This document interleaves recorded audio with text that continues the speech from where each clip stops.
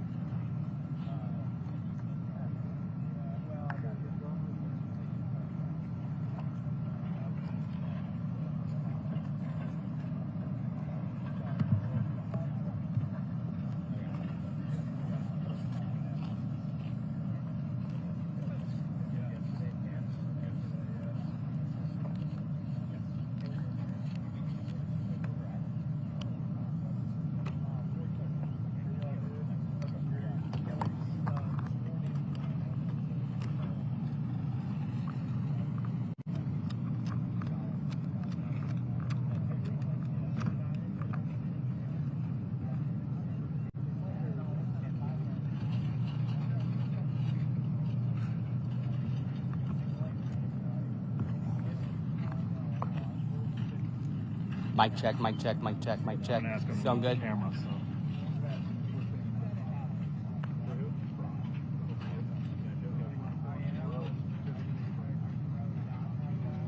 Sorry.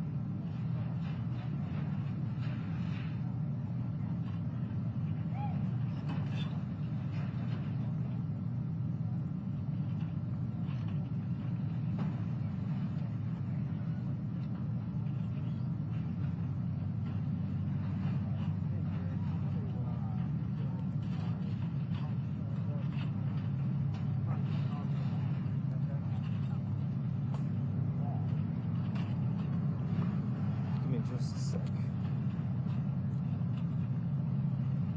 About a 10-minute standby.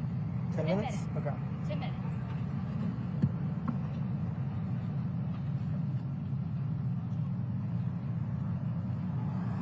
All right, I'm ready when you are.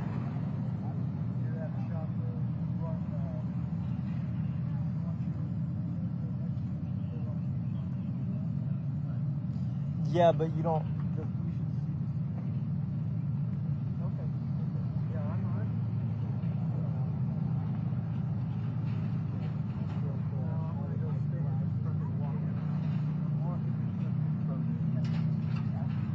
Give a mic check. Mic check. 1, 2, 3, 4, 5. Mic check. I did.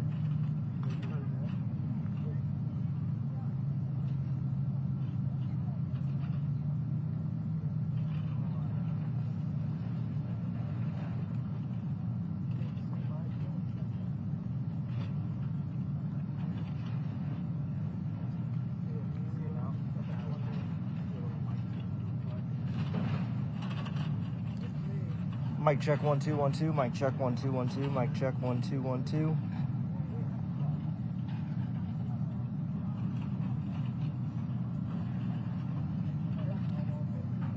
Mic check 1 2 1 2. Mic check. You said what? Okay, got it. Sounds good. All right, this will be another mic check. 1, 2, 3, 4, 5, 5, 4, 3, 2, 1. Mic check. Mic check. Mic check. Sound good? Good.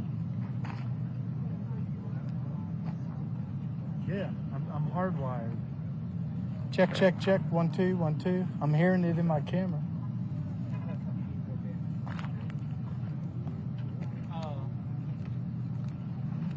I know y'all waiting for the government. I just want to let you introduce myself. I'm the PIO of the county, Covenant Information Officer. So anything out of the EOC, if y'all need something, please let us know. So probably call myself. Are you going to have county officials? I have no idea. I know they're not. I mean, they're worried about this. They're not worried about this. Like we want this. They're trying to get stuff. They're more trying to.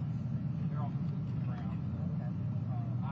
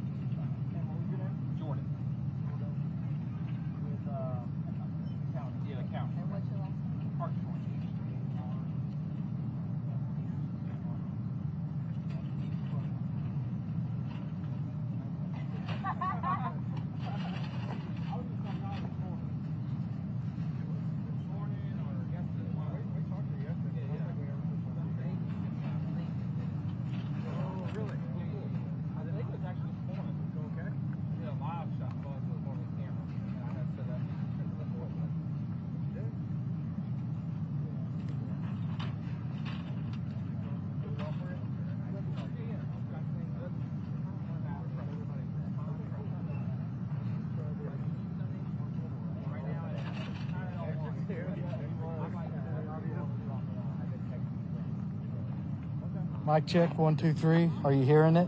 Mic check, mic check. Do you hear it? Mic check. Mic check, 1, 2, 3. 1, 2, 3.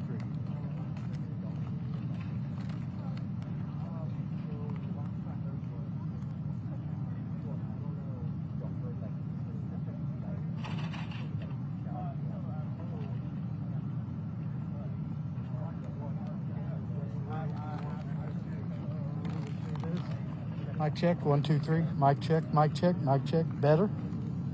Any better? Check, check, check. You got it?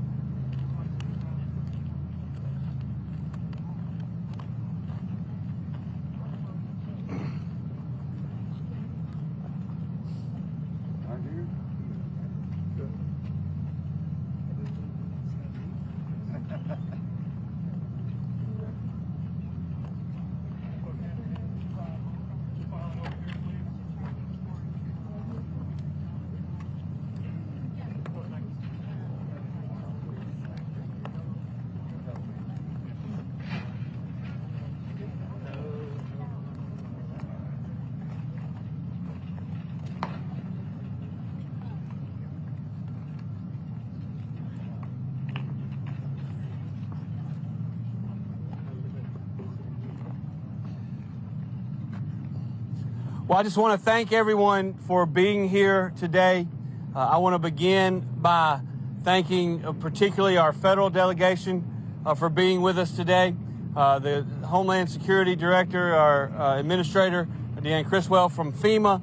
I want to personally thank President Biden and his team for very quickly signing the emergency declaration that we sent up on yesterday. Obviously, the resources that the people here in Rolling Fork and throughout Mississippi need, the help is on the way. And I think that's critically important. I want to take the opportunity to personally thank all of the volunteers that are here. What we've seen over the last 36 hours in Mississippi, on the one hand, has been heartbreaking to see the loss and devastation of these communities, but on the other hand, has been inspiring and gives me great reason for optimism, and quite frankly makes me damn proud to be a Mississippian, because Mississippians have done what Mississippians do. In times of tragedy, in times of crisis, they stand up and they show up, and they're here to help themselves, help their neighbors. And as we talk to individuals throughout the devastation back here behind us, first yesterday morning and then again today, what you see is that we've got a lot of good people that live in this great state. And I'm proud of them, and I'm proud to represent them, and I'm proud to take this opportunity to get as many resources here as we possibly can. As you know, and Secretary Mayorkas will mention this, and I'm sure our FEMA director will as well, but in our emergency declaration, we started with the 4 counties that were hardest hit, clearly, and the president approved both public assistance and individual assistance for the individuals in those communities, and we appreciate that. In addition to that, we're going to continue working. We've got MEMA and FEMA joint teams on the ground here, but also joint teams that are doing their thing from our Emergency Operations Center in every region of our state. And we appreciate them. When we have these natural disasters, and unfortunately we have more than we care to think about, we appreciate our federal partners and them showing up. Finally, before I turn it over to the Secretary, I just want to personally thank Mayor Walker here of the town of Rolling Fork, who just walked us through and led the delegation through and have the opportunity to see an awful large number of individuals that are hurting right now, hear the stories about where people are, where they're staying, who they're staying with. But more than anything, what I heard, and I hope everyone else behind me heard, is the people who have been displaced, whether they're staying with their son in Greenville or with someone in Clinton. Every one of them has said, well, mom or dad or me, I've lived in this community for 30, 40, or 50 years. I want to continue to live in this community. And I can assure you we're going to do everything we can through housing and other means to get those people back in this community as quickly as we possibly can. And so with that, again, I want to reiterate my thanks to Secretary Mayorkas and his working with the president to expedite our emergency request. Thank him for being here on the ground in Mississippi. It matters to these people. It matters when their federal partners are here. It matters when their local representatives are here.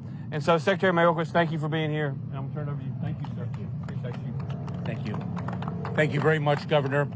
I want to echo the sentiments that the governor expressed, and I want to echo 2 words: heartbreak and inspiration. We walked down the street of this town, seeing devastation on both sides of the road, and Congressman Thompson and I were able to speak with an individual who traveled from Houston, Texas, just to help the people of this town.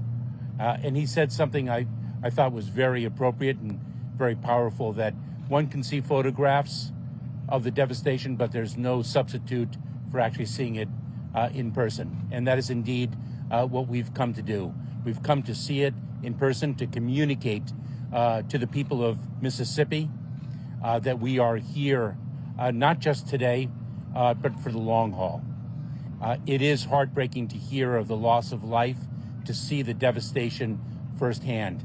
It is also, as the governor expressed, inspiring to see the people of Mississippi come together, and not just the people of Mississippi, but the people of this country, to come to assist those in such dire need. It is also inspiring to see the first responders, the disaster response officials, the volunteers, even individuals who themselves have survived the disaster come, rise, and help their fellow Mississippian in a time of such great need. The President has directed us to be here to assist the people of Mississippi, to be here on an enduring basis, not just through the response, but through the recovery as well. We are mindful of the fact that that will take time, but we are here for the time it will take. We see extreme weather events only increasing in gravity, in severity, and in frequency. And we have to build our communities to be best prepared for them, to prevent the devastation to the extent possible, to be able to quickly respond and recover, to prove ourselves resilient. We cannot do that alone. We need one another. And that is what we are here to communicate, that the federal government, under President Biden's leadership, is here to support Mississippi, to support the governor, to support the senators, Hyde Smith and Wicker, to support the members of Congress, to support the local officials, Mayor Walker. We are here for the people, and it's my honor to introduce the great administrator of the Federal Emergency Management Administration, Deanne Criswell. Thank you, Secretary, and I am so appreciative of you joining us here today on the ground because, as he said, it just makes such a difference to be able to see firsthand the impacts that these communities have faced. Governor Reeves, thank you for your partnership. We are going to be here with you throughout the duration of this. And Mayor Walker, so inspired by how you have led your community, how your community continues to come to you, true leadership in action. And it's going to be really important in the days and the weeks ahead. And also just want to thank the entire congressional delegation, right? They are here to make sure that we are bringing everything we can to support this community. I think as you've heard, President Biden did declare and approve the governor's request for a major disaster declaration. He did that yesterday. And what that means is that includes public assistance, which means to help with the debris removal from communities like this, to help pay some of the overtime costs for Carroll, Humphreys, Monroe, and Sharkey's County. It also means that individual assistance is approved, as the governor mentioned, for these same counties, for Carroll, Humphreys, Monroe, and Sharkey counties. What this major disaster declaration does is it ensures that we can bring in the right resources now to help start the recovery process and support any of the ongoing response actions that may be needed in these communities. When I spoke to the president and gave him an update yesterday on what I was hearing on the ground, he's very clear to me all the time. Make sure that the entire federal family does whatever they can to support these communities, and that's what we're here to do.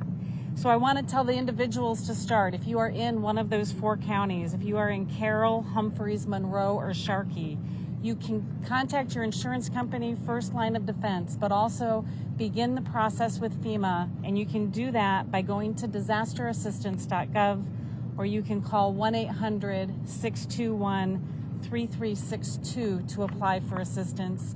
You can also use the FEMA app. We also have people on the ground that will be in FEMA shirts. They're called Disaster Survivor Assistance Teams. They'll have iPads with them. They can also assist in registering you for assistance.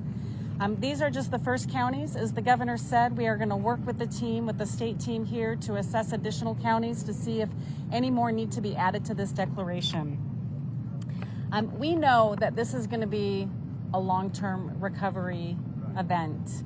And we can see just where we're standing here that one of the major issues that we're going to face is housing, and how do we help the individuals that have been impacted by this horrific event.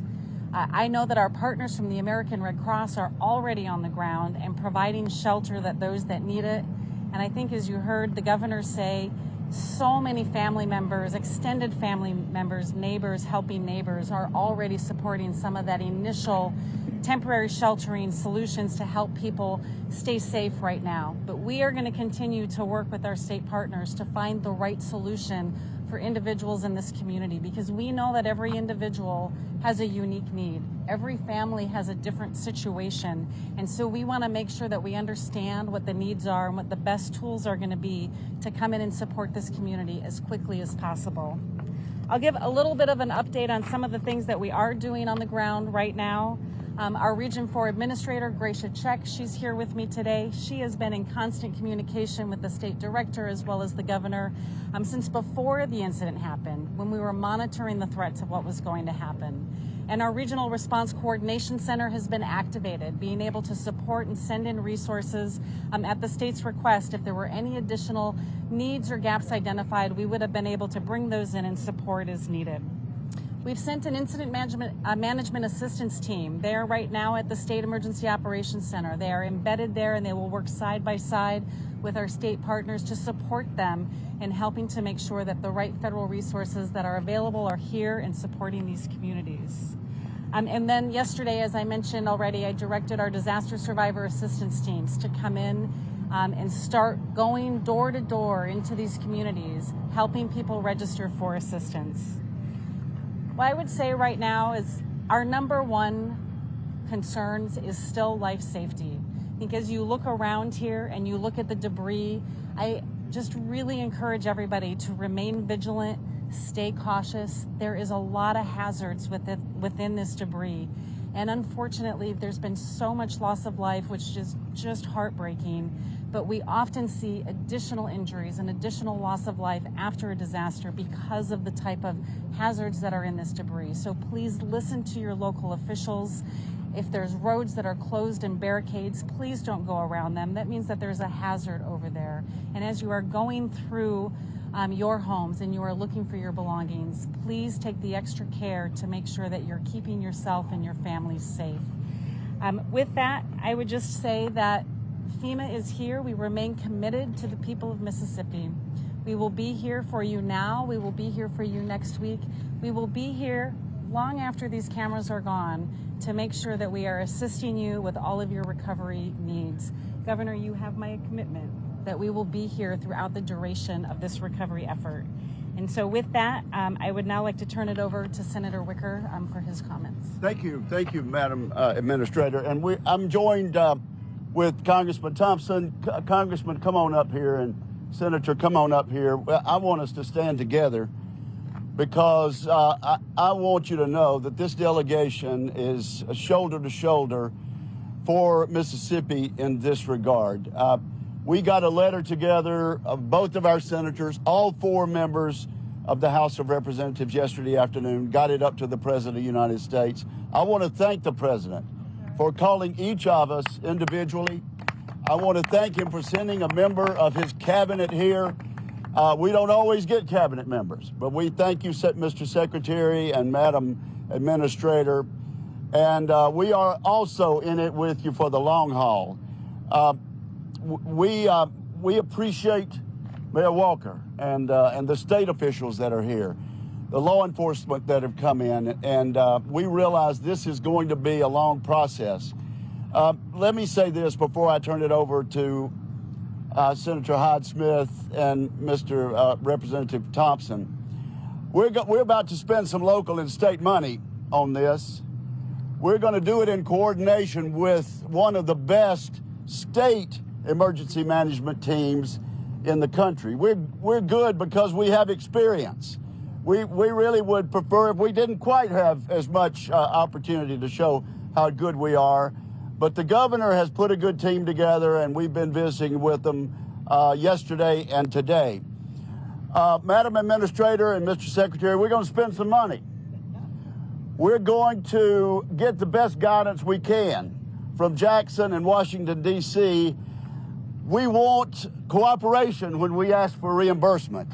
We've had problems in the past. I don't anticipate any problems in the future because we're going to work with you.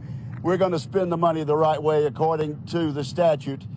And and we want a smooth transition of those funds. I, too, am impressed with the spirit of can-do. There's no victimhood in this community today, and we're there with you. We'll be back again, and we're with you for the long haul. Senator Hyde-Smith. Thank you, Senator Wicker. And I tell you, when I got the text Friday night and Saturday morning started coming to my phone, I knew it was bad. But until I got here yesterday, it is undescribable until you see this. It is our job to step up right now. We were over at the Napa Autos Parts store. We got in a circle and we prayed, and that is certainly what we need. This morning, early on national news, I saw a gentleman talking about being in one of the houses, and he said after the storm, it got quiet, but I heard children crying. I'm so concerned about the mental welfare of these children, of these adults, way beyond this storm. You know, I have a staffer, previous staffer, his name's Gibson Clark, and when anybody in Washington, D.C. said, "Where are you from?" he said, "Rolling Fork, Mississippi." And they would look at him so strange, like, Rolling Fork. This storm has put Rolling Fork on the map. We have other areas. We have 4 counties that have damage. But this has truly highlighted this community. But I've got news for you. This community is going to come back. This community is going to come back strong. We are here to help you. We are here to provide the services. We want you to have the debris removal, to be able to relocate, to be able to restructure your lives. But you're going to come back, and I don't want anyone to give up on that hope, because the folks behind me, this administration, this secretary, this director of FEMA, we are going to be here for you. We're going to do it every day till we get people in a position that's livable again. Thank you for being here. Thank you for putting this word out. I do ask for your prayers, and I want you to be conscious of the mental effect that this is going to have on these residents, and any help we can reach out with any of that. Please let us know what that is. Thank you. Congressman Thompson. Thank you very much. Let me first thank the Biden administration for a record approval of a disaster declaration. I've represented this area for quite a while, and I've never seen a disaster declaration turn around in this kind of time. So I'm excited. I thank the governor for making the request in a timely manner. I thank all of the state and local partners who got us to this point. I want to thank Supervisor Smith and Supervisor Smith from Sharkey County. I want to thank Mayor Walker for always being there in this time of need. I want to thank Secretary Mayorkas, Administrator Cresswell, and their teams for demonstrating that this administration cares, because they're here today. As the senator said, most of the time they'll send somebody not so high up, but I think this demonstrates the seriousness about the effort, and we appreciate it. The other notion behind this declaration is they are approved normally when state and local resources have been overrun. And so now that those resources have been documented not to be here at the state or local level, it's your federal government that will backfill the need in this community. We don't want anyone who's impacted to make a decision to leave because they didn't get made whole again. We have that process. We have to document it over time, but our goal is to have this community as close to what it was before Friday night occurred. But it will require cooperation on the part of everyone. And again, let me thank all of the partners who've been here from day one. And everyone has a story, but all the stories so far are positive, because everyone who's shown up so far is here to help.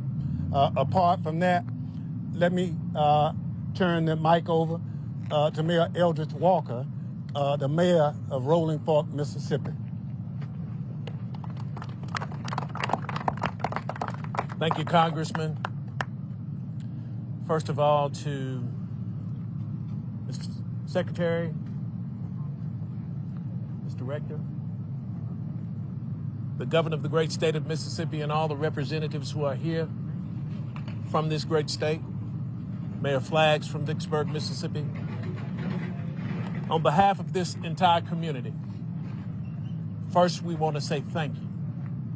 We want to thank you for all that you're doing for our families here and making sure that the city of Rolling Fork will come back bigger and better than ever before.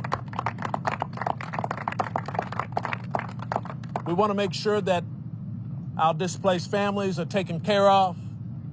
That's being done. We want to make sure that there are priorities for their personal hygienes and everything that's needed is in place. This is being taken care of. We're well on our way to bringing Rolling Fork back to where it once was and to make it even better. On behalf of the entire Board of Aldermen of this city, again, we want to thank you. And we want to let you know that without your help, the volunteers, we have volunteers here from as far away as Arkansas, Tennessee, Louisiana. They're right here in the city of Rolling Fork helping us out. And we're thankful for what everybody is doing to help us in this devastating time. You know, we kind of remember those of us who have,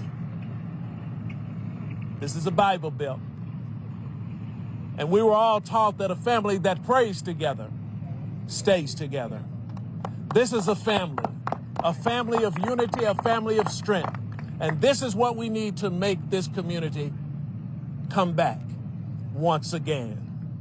And lastly, I'm not only just the mayor of this community, but I've lost personal friends.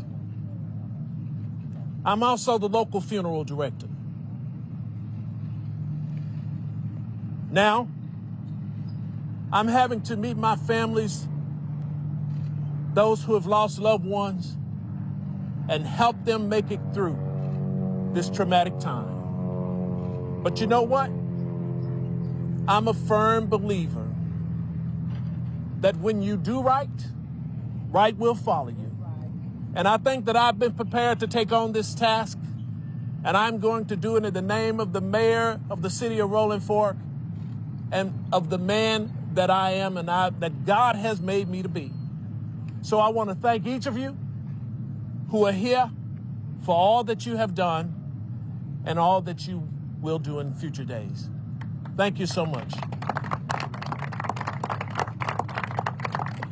Thank you, Mayor. Thank you for doing right. Thank you for doing right, not just in these times of tragedy, but every single day. Thank you. Thank you. I'm going to open it up to questions, but before I do, I just want to remind everyone that we are here in Rolling Fork, and Rolling Fork is certainly devastated. But this disaster did not stop across that road right there. I made stops yesterday with the Humphrey County Sheriff in Silver City and in Winona and in Amory. And there's damage in Smithville and Vaden and a lot of other places throughout our state. And so while we're all here today, please know that we also are thinking about our friends and neighbors in those communities and the resources that the president approved yesterday after my request for a declaration will be provided in those communities as well. And so we've got a lot of press here today, a lot of national press here today. And we're here in Rolling Fork because as the storm came across the Mississippi River, the most and the first major damage occurred right here. But it's not unique to here. As I walked through those communities yesterday, I promise you there's a lot of hurting in other places in our state too, and we're going to keep them in our prayers as well. And so with that, I'm going to open the floor to questions. Yes, ma'am, I'll start back here.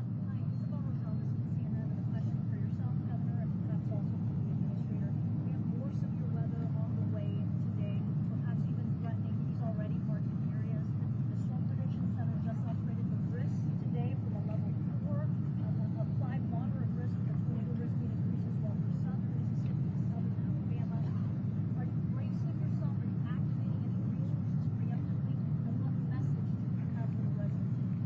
Well, thank you for the question. And for those of you who did not hear it, it was a question regarding the potential for severe weather that we have in the state of Mississippi this afternoon.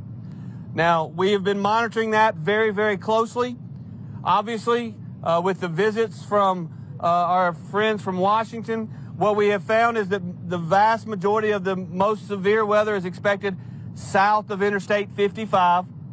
We are monitoring it very closely. We have our State Emergency Operations Center. We were there earlier today. We do have MEMA personnel there watching and prepared to dispatch whomever needs to be dispatched.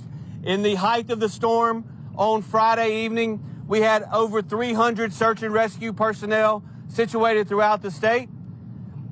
A lot of state assets, a lot of local assets, and we are prepared that in the event that occurs this afternoon, we will be there. We will be there. Senator Wicker mentioned earlier, it's unfortunate, but we've had to deal with these kind of storms a lot in Mississippi lately. A lot of you may or may not know, I got sworn in January of 2020. In my first 14 months in office, we had 14 federally declared disasters. We've got a great team of emergency management professionals, not only at the state EOC, but a great team at the local level as well. And yes, we have been in communication with them to be prepared. Obviously, South Alabama is also in those lines for potential severe weather today. What we've seen, much like the storm that occurred here Friday night, is in the 24 to 36 hours that are leading up to this afternoon, it appears that the risks seem to be getting worse and worse, not better. And when you stand here and see this, what feels like a beautiful weather day in Mississippi, please be aware and please know if you are south of I-55 in Mississippi today, there are significant risks. We are prepared. We obviously have a lot of assets and a lot of resources from here to Amory and everywhere in between. But in Mississippi, we will have people prepared to go if and when necessary. I'm going to ask the Secretary to comment as well if he would like, or Dan, either one. I would say one quick thing, and then I'll turn it over to the administrator, and that is that people should listen to their local officials and heed their warnings and follow their instructions with respect to what to do if, in fact, a severe weather event is imminent. Yeah, what I'll add to this is that we have teams on the ground now with our incident management assistance team that's embedded at the EOC to help support any requests that the governor and his team may ask. I got to tell you that the first responders through this event that just happened are amazing as they responded out into these communities, the countless lives that they saved, while many of them had probably damage to their own homes. Very impressive. But if there's additional assistance that's needed, right? Very capable state. If additional assistance is needed, we can move that in quickly, and we'll support the governor in whatever his requests are. And I just want to echo what the Secretary said at the end there.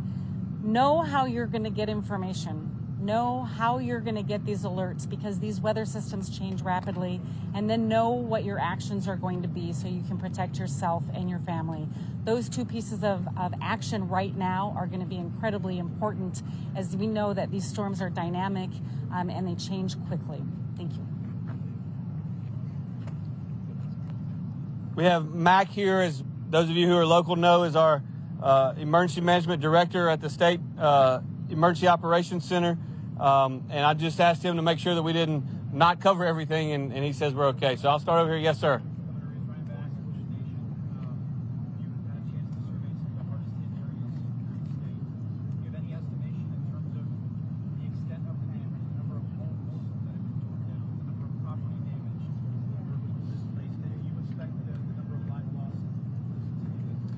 Well, I will tell you that when we woke up yesterday morning, we immediately started doing damage assessments. When we woke up yesterday morning, or when many people woke up, a lot of people around here didn't go to bed, and a lot of people around the state didn't go to bed. But for those who did wake up at daybreak yesterday, we had 23 confirmed fatalities, and we had 4 individuals that we knew that were missing. And we had not seen significant analysis of the Monroe County area yet because of course, this storm, and what's made it so very dangerous is it came in the middle of the night. These things are very hard to see when they come in the middle of the night, and you tend to see more fatalities. Well, yesterday we increased the number of fatalities throughout the day from 23 to 25. The 4 people that were missing in Sharkey County, when I was with the sheriff after I left here yesterday, almost around noon or maybe a little after, they had found those 4 individuals all alive. Praise Jesus. And so there are still some possibilities that the numbers could go up. I'll also tell you, we had a conversation this morning. The initial 25 confirmed fatalities, the number may come down 1 or 2 or 3, maybe 4. And the reason for that is not that the fatalities didn't occur, it's just there's some possibilities that they didn't occur because of the storm. They were for other more natural causes. And so we're monitoring that. It is certainly possible that the number of fatalities can still go up, but those search and rescue assets, when you have 300 of them, as we had throughout the state yesterday, we do believe that we have searched in most of the rubble. There's still a lot of damage out there. There's a lot of work to be done. At this point, it's really difficult to rebuild communities if you don't have power, if you don't have water. And those are things that through the public assistance that we've been able to secure from our partners at FEMA, we'll be able to get those up and running and operational very, very quickly. And so I can't give you exact numbers at this time, but just know that aside from the number of people that we have back at the state EOC monitoring this weather in South Mississippi today, we also continue to have assets that are monitoring and assessing damage. And the easiest thing that we can do is continue to work with our local people to get that done. Yes, sir. Yeah, I don't have the exact numbers in front of me. I believe that there are 13 in Sharkey County. Is that right? The mayor stepped away. I believe there's approximately 13 in Sharkey County. I believe there's approximately 4. There's approximately 4 in Humphreys County. And I know that there's approximately 3 to 4 up in Monroe County, but we will get you the exact numbers after this is over. Mac has them written down. Some of that we're not able to give out yet, notifying next of kin, but we'll get you the information that we have when the press conference is over. Yes, sir. Governor, how important is it for local, state, and federal government, even though they might not always get along, to put aside differences in times like this? Well, I'll just tell you, it's been my experience in times like this that there is no such thing as politics. This doesn't have anything to do with politics. All this has to do with is helping our friends and our neighbors. And what you see behind me and what you've seen over the last 36 hours is a united front in working with the administration, working with the state officials, working with the local officials. You know, I was talking to Administrator Criswell on the way up here, and the way the Stafford Act, which is the federal act that governs these, works and has forever and ever, and it's the way it ought to work, which is local, national, and natural disasters are state managed, locally executed, and federally supported. And that's the reason that the declaration was so very important that we got done yesterday, because the federal support is there, and we are executing at the local level now, and we will continue to do so. Yes. The legislative session in the state is almost coming to a close. Can you speak to the importance of state lawmakers getting some stuff out before Sinai? Yeah, well, look, we have a disaster trust fund in Mississippi. As I mentioned earlier, I'm not proud of this fact, but we do deal with natural disasters regularly. We made a request sometime yesterday of the Senator Hobson, who is the chairman of appropriations that represents part of this county, maybe all of this county. We made a request to Speaker Gunn, who was up here with Senator Hobson yesterday, to give us approximately $5 million to get started. We will have the resources, though. We are going to have the resources to do whatever is necessary to work with our federal partners. Yes, sir. Governor, in Kentucky, in Mayfield, when this happened about a year and a half ago, one of the long-term issues they've dealt with was small businesses and businesses coming back. People didn't want to move back or rebuild because they didn't have jobs. What is the state, the federal government going to do to ensure that businesses also get rebuilt? Well, I will tell you that, and that's a great question, and I will tell you, I spoke to I don't know how many, countless governors yesterday, Republican and Democrat governors that were reaching out to help. And I had a great conversation with Governor Beshear yesterday, and the lessons learned from that storm, because that one, similar to this, you know, we've had a lot of tornadoes in Mississippi, but storms that had such significant damage from one side of the state all the way to the other, obviously we don't see every single day. And so two issues, one that you mentioned and one that's equally as important. Number one, you can't rebuild a community if nobody can move back.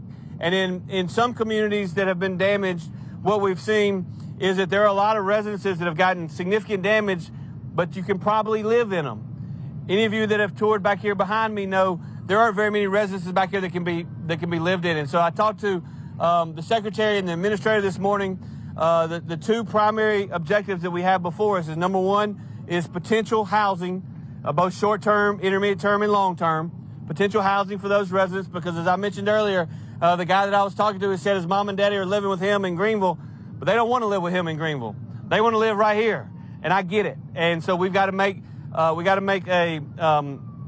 work hard to make sure that once we can get the debris cleaned up, that we have opportunities for residents to come back and live here, because if this community is going to be rebuilt, people got to have a place to live. And the second thing, which is critically important, is small business assistance. We always work with the Small Business Administration on every single one of these disasters with MEMA, and we are committed to doing it here to make sure that every federal asset and every federal resource is available for our small businesses here in this area, but really throughout the state, because there's a lot of damage. Hey, seeing no other questions, I just want to again thank every single one of you for being here. Thank all of our partners from the state and federal government. Thank you for being here, and God bless, okay? Thank y'all. Thank you. Thank you.